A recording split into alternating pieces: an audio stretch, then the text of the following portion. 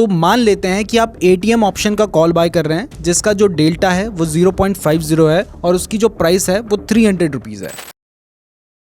दोस्तों आज की वीडियो में मैं आपको ट्रेडिंग से लॉस को रिकवर करने का एक पूरा रोड मैप देने जा रहा हूं और इसमें मैं आपको प्रैक्टिकली समझाऊंगा कि आपने अपने ट्रेड को किस तरीके से प्लान करना है और इसके साथ ही इस वीडियो में आपको ट्रेडिंग से पैसे कमाने का एक सही अप्रोच भी समझ आएगा। ये सब कुछ हम प्रैक्टिकल एग्जांपल्स के साथ समझने वाले हैं, लेकिन ये जो वीडियो है ना ये बहुत एडवांस लेवल की है, तो ध्यान से देखोगे तभी समझ आएगा, इसलिए वीडियो को पूरा ध्यान से देखना।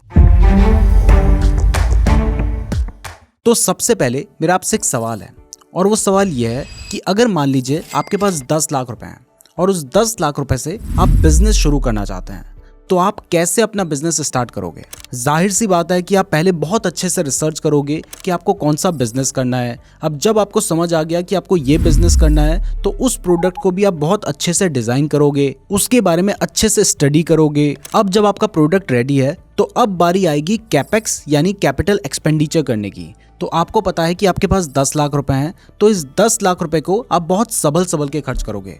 ऐसा नहीं है कि आप सारा पैसा शुरू में ही लगा दोगे, आप कुछ पैसा शुरू में लगाओगे और बाद के लिए कुछ पैसा बचा के रखोगे, ताकि अगर बिजनेस में कोई दिक्कत आ गई तो आपके पास सफिशिएंट पैसा हो उस बिजनेस को रन करने के लिए, जिससे आप लॉन्ग टर्म तक अपने बिजनेस को सस्टेन कर पाएंगे। और यही सब चीजें जो हमारे लिए बिजनेस में करना इंपॉर्टेंट है, वही सब हमें ट्रेडिंग में भी करनी चाहिए। तो सबसे पहले तो अगर आपको ट्रेडिंग से पैसे कमाने ना, तो आपको ट्रेडिंग को भी बिजनेस की तरह ही समझना होगा। लेकिन अगर आपको पहले से ट्रेडिंग या इन्वेस्टिंग में लॉस हो चुका है तो आप अपने लॉस को कैसे रिकवर कर सकते हैं, अब इसके बारे में बात करते हैं। अब देखो, भले ही मैं आपको लॉस को रिकवर करना सिखा रहा हूं, लेकिन ध्यान रखिए कि जब भी आप ट्रेडिंग कर रहे हैं ना, वहां पर अगर आप इस इंटेंशन के साथ ट्रेड करेंगे कि आपको लॉस को रिकवर करना है, तो आप गलत डिसीजन लेंगे। मार्केट ईगो के चक्कर में आपसे और गलतियां करवाएगा और आप उन गलतियों को बार बार रिपीट करते रहेंगे और अपने लॉस को बढ़ाते रहेंगे, जिससे हमेशा साइकिल चलती रहेगी। तो अगर आप अपने लॉस को रिकवर करना चाह रहे हैं ना, तो बिल्कुल शुरू से दोबारा शुरू कीजिए। यहाँ पर आप ये मान लो कि जैसे कोई डूबा हुआ बिजनेस है, आप उस बिजनेस को दोबारा से शुरू कर रहे हो एक नई मैनेजमेंट और नई प्लानिंग के साथ। ऐसा समझ के आप अपनी ट्रेडिंग को शुरू कीजिए। तो अगर आपको ये बात क्लियर हो गई है तो अब आते हैं हमारे रोड मैप पर। अब रोड मैप बताने से पहले अगर आप ट्रेडिंग के लिए बेस्ट डीमैट अकाउंट खुलवाना चाहते हैं तो इस वीडियो के डिस्क्रिप्शन में मैंने आपको कुछ अच्छे डीमैट अकाउंट के लिंक दिए हैं जिनको मैं खुद भी यूज करता हूं, तो डिस्क्रिप्शन जरूर चेक कर लीजिएगा। और हाँ, अगर आपने अभी तक वीडियो को लाइक नहीं किया तो वीडियो को लाइक भी जरूर कर दीजिएगा। तो सबसे पहला स्टेप है स्टार्ट स्लो टू रिबिल्ड। आपने देखा होगा कि जिन ट्रेडर्स को लॉस हो जाता है उनके माइंड में सबसे पहली चीज पता है क्या आती है? उन्हें लगता है कि ठीक है, मुझे 1 लाख का लॉस हुआ है ना, मैं एक काम करता हूँ, कहीं से 10 लाख रुपए का जुगाड़ करता हूँ और उस पैसे से ट्रेड करता हूँ, और उसके बाद अगर प्राइस थोड़ी भी बढ़ गई तो मेरा सारा लॉस एक झटके में रिकवर हो जाएगा। बट इसमें हमने दोबारा से बिजनेस के एक बेसिक रूल को इग्नोर कर दिया, जो कि है लॉन्ग रन। तो अगर आपको लंबा चलना है ना, तो आपको धीरे धीरे चलना होगा। अगर आप तेज भागने की कोशिश करेंगे तो आप जल्दी रुक जाएंगे और कुछ केसेस में गिर भी जाएंगे। तो अगर मान लो कि आपके पास 4 लाख रुपए हैं और आप ट्रेडिंग शुरू करने जा रहे हैं, तो शुरुआत में आप अपनी टोटल कैपिटल जो कि 4 लाख रुपए है, उसका 1/4 यानी 1 लाख रुपए या उससे भी कम अमाउंट से अपनी शुरुआत करें। इसका बेनिफिट क्या होगा? इसका बेनिफिट ये होगा कि बाकी जो पैसा आपके पास बचा हुआ है ना, ये आपके लिए एक इंश्योरेंस की तरह काम करेगा। अगर किसी वजह से आपने इस पैसे को लूज कर दिया तो अभी आपके पास बहुत पैसा है जिससे आप अपने लॉस को रिकवर कर सकते हैं। जबकि अगर आपने सारा ही पैसा एक बारी में लगा रखा होगा तो हो सकता है कि एक ही बारी में सारा पैसा खत्म हो जाए। इसके बाद दूसरी चीज जो आपने ध्यान में रखनी है वो ये है कि आपकी रिटर्न एक्सपेक्टेशंस भी कम होनी चाहिए। बहुत सारे ट्रेडर्स को पता है क्या लगता है? उनको लगता है कि वो डेली 50% या 100% कमाएंगे, यानी रोज वो अपना पैसा डबल करेंगे।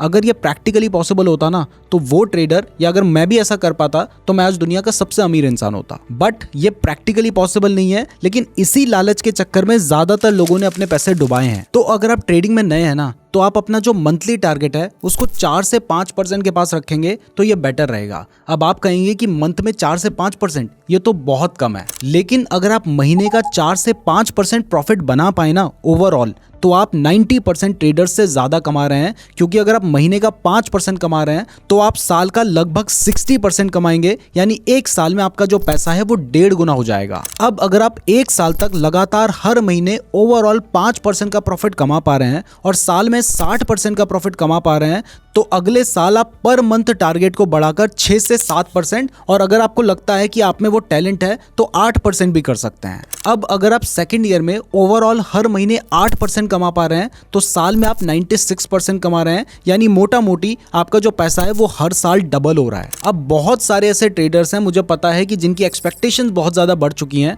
उन्हें लग रहा होगा कि 1 साल बाद जाके मेरा पैसा डबल होगा, इसमें तो क्या ही मजा है ट्रेडिंग करने का। तो अगर मान लो आपकी जो कैपिटल है वो 1 लाख रुपए है और इस 1 लाख रुपए पे आप हर महीने 8% कमा रहे हैं, तो ये साल का होता है 96%। तो ऐसे पहले साल में तो आपका पैसा डबल होगा, आपको लगेगा कि आपकी ग्रोथ बहुत स्लो हो रही है, लेकिन ध्यान रखिए कि आपका जो पैसा है वो कंपाउंड भी तो होगा। तो ऐसे 10 साल बाद आपके जो 1 लाख रुपए ना वो 8 करोड़ रुपए से ज्यादा हो गए होंगे। और ये भी तो समझो कि जब आप ट्रेडिंग में नए नए आ रहे हो, आपको ट्रेडिंग की कोई नॉलेज ही नहीं है, तो कैसे आप शुरू में ही इतनी ज्यादा एक्सपेक्टेशन लेकर चल सकते हो। इसलिए शुरुआत में अगर आपको ज्यादा नॉलेज नहीं है तो पैसे डुबाने से अच्छा है कि अपना टारगेट कम रखो और लॉन्ग टर्म में अपनी जो कैपिटल है उसको बहुत ज्यादा बढ़ाओ। तो ये एक तरीका हो सकता है अपने लॉस को रिकवर करने का। अब अगर स्ट्रेटजी की बात करें तो देखो, यूट्यूब में आपको 100 से भी ज्यादा स्ट्रेटजीज देखने को मिल जाएंगी, हो सकता है 1000 देखने को मिल जाए, और उन 1000 में से हो सकता है कि कुछ 10, 20, 50, 100 स्ट्रेटजी बहुत अच्छे से काम भी कर रही हो।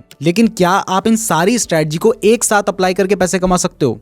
सीधी सी बात है कि नहीं कमा सकते। तो लॉस को रिकवर करने के लिए अपने हिसाब से पहले कुछ स्ट्रेटजी सेलेक्ट कर लो, 3, 4 या 5 मैक्सिमम स्ट्रेटजी आपने सेलेक्ट कर ली है, और उसके बाद मार्केट के हिसाब से उन स्ट्रेटजीज को डिवाइड करो। देखो कि कौन सी स्ट्रेटजी किस टाइप के मार्केट में काम करती है। अगर मार्केट बुलिश है तो उस टाइम पर कौन सी स्ट्रेटजीज काम करती हैं, बेयरिश है तो कौन सी स्ट्रेटजीज काम करती है, साइडवेज मार्केट में कौन सी स्ट्रेटजी काम करती हैं। तो अब आपके पास 4-5 स्ट्रेटजी हैं, जिसमें से आपको 2 स्ट्रेटजी पता है जो कि बुलिश मार्केट में काम करती है, 2 स्ट्रेटजी आपको पता है बेयरिश मार्केट में काम करती है, और आपको 2-3 स्ट्रेटजीज पता है जो कि साइडवेज मार्केट में काम करती है। तो अब आपको बहुत ज्यादा स्ट्रेटजी के पीछे भागने की जरूरत नहीं है, आपने इन्हीं कुछ 4-5 स्ट्रेटजीज में काम करना है। तो जैसे एग्जांपल के लिए मैंने आपको स्कैल्पिंग की एक स्ट्रेटजी बताई थी, जिसमें हम स्टॉकिस्टिक ऑसिलेटर और साथ में मूविंग एवरेजेस का यूज कर रहे थे। तो उस स्ट्रेटजी के हिसाब से आप अपने लॉस को कैसे रिकवर कर सकते हैं, चलिए अब ये समझते हैं। यहाँ पे क्लियर कर दूं कि ये सब कुछ मैं आपको एग्जाम्पल के लिए बता रहा हूँ, मैं आपको कोई भी ट्रेड लेके नहीं दिखाऊंगा, मैं आपको सिर्फ एग्जाम्पल से समझाऊंगा। तो इस स्ट्रेटजी के अकॉर्डिंग जब भी हमारा जो 50 पीरियड का मूविंग एवरेज है वो 100 पीरियड के मूविंग एवरेज के ऊपर होता है, तो वहां पर हम सिर्फ कॉल बाय करते हैं, और वो कॉल हम तब बाय करते हैं जब हमारा जो स्टॉकिस्टिक ऑसिलेटर है उसमें जो ऑरेंज लाइन है, उस ऑरेंज लाइन को जो ब्लू लाइन है वो ऊपर की तरफ काटती है। अगर आप इस स्ट्रेटजी को डिटेल में सीखना चाहते हैं तो इसके ऊपर हमने वीडियो बना रखी है, लिंक डिस्क्रिप्शन पे दिया है, तो वहां से आप सीख सकते हैं। लेकिन किसी भी स्ट्रेटजी को अप्लाई करने से पहले खुद भी ट्राई जरूर कर लीजिएगा। अगर आपको वीडियो पसंद आ रही है तो वीडियो को लाइक जरूर कर दीजिएगा। और हाँ, हम लॉस रिकवर करने की बात कर रहे हैं तो कॉमेंट बॉक्स में ये तो बता दो कि आपको लॉस कितना हुआ है ट्रेडिंग में, और अगर प्रॉफिटेबल हो फिर तो आपको जरूर बताना चाहिए, तो ये भी कॉमेंट करके जरूर बताइएगा। तो अभी आप चार्ट में देख सकते हैं कि यहाँ पर हम 1 मिनट की कैंडल्स का यूज कर रहे हैं। तो 9:26 वाली जो कैंडल है ना, यहाँ पर हमारा सेटअप कंप्लीट हो गया था, क्योंकि यहाँ पर आप देख सकते हैं कि जो हमारी ब्लू लाइन है उसने ऑरेंज लाइन को ऊपर की तरफ काटा है, और साथ में ही हमारा जो 50 पीरियड का एक्सपोनेंशियल मूविंग एवरेज है वो 100 पीरियड के एक्सपोनेंशियल मूविंग एवरेज से ऊपर है।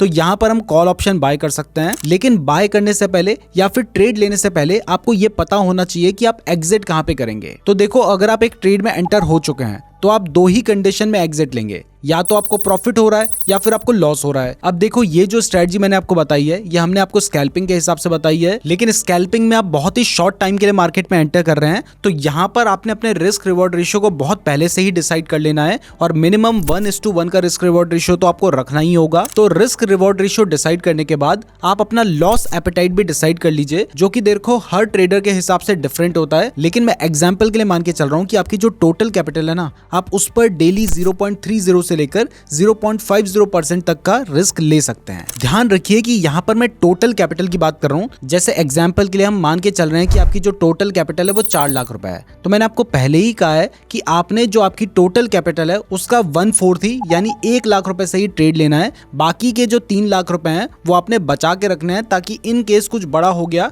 तो वहां पर आपके पास कैपिटल होनी चाहिए। तो इस केस में आपकी जो टोटल कैपिटल है यानी 4 लाख रुपए इसका 0.30 से लेकर 0.50% की मैं बात कर रहा हूं, तो 4 लाख का 0.50% होता है 2,000 रुपए और 0.30% होता है 1,200 रुपए। तो अब आपको पहले ही समझ आ गया है कि आपको अपना जो लॉस है वो 1 लाख रुपए की जो कैपिटल है उस पर 1,200 रुपए से लेकर 2,000 रुपए के बीच में ही रखना है। तो अगर मान लो आपको कोई ऐसा सेटअप देखने को मिल रहा है जिसमें आपको लगता है कि यहां पर अगर आपका स्टॉप लॉस हिट हुआ तो वहां पर आपके 2,500 रुपए जा सकते हैं, तो आपने उस केस में वो ट्रेड लेना ही नहीं है। आपने वही ट्रेड लेना है जिसमें आपको मैक्सिमम 2,000 रुपए से ज्यादा का लॉस हो ही ना। जैसे एग्जांपल के लिए हम यहाँ पर देखें तो यहाँ पर हमारी जो स्टॉप लॉस वाली कैंडल है वो लगभग 50 पॉइंट की है, तो मैक्स हमें यहाँ 50 पॉइंट का ही लॉस हो सकता है। तो मान लेते हैं कि आप एटीएम ऑप्शन का कॉल बाय कर रहे हैं जिसका जो डेल्टा है वो 0.50 है और उसकी जो प्राइस है वो 300 रुपीज है। तो अगर हम 50 पॉइंट्स को प्राइस में कन्वर्ट करें तो यहाँ पर हमें लगभग 25 रुपए का लॉस होगा,